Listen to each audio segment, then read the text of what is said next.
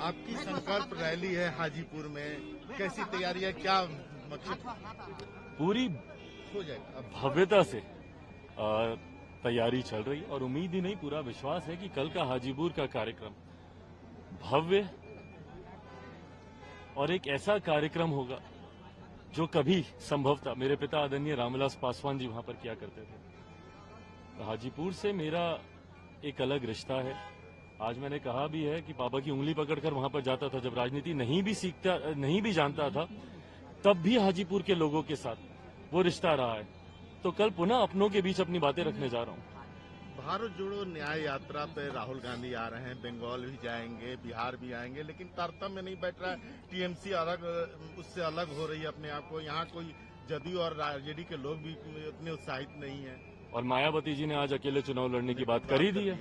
तो ऐसे में इंडिया अलायंस के लोग आपस में तो पहले लड़ लें। प्रधानमंत्री मोदी से लड़ना तो बहुत दूर की बात है।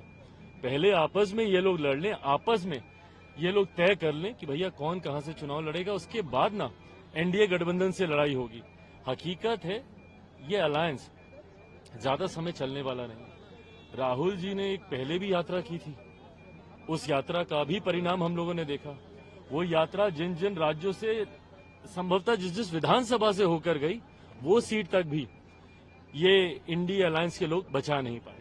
तो ऐसे में इस यात्रा का कोई बहुत ज्यादा लाभ इंडिया अलायंस को होगा या कांग्रेस को फॉर दैट मैटर होगा, मुझे ऐसा लगता नहीं है। पर हाँ, चुनाव आते आते तक अभी कई और घटक दल इनसे छिटक कर अलग चुनाव लड़ेंगे। बिहार में सब कुछ तो ठीक नहीं चल रहा है, लेकिन आज चूड़ा दही पर दोनों भाई मिले, लेकिन सफाई आने लगी। फिर पीएम कैंडिडेट की बात आने लगी।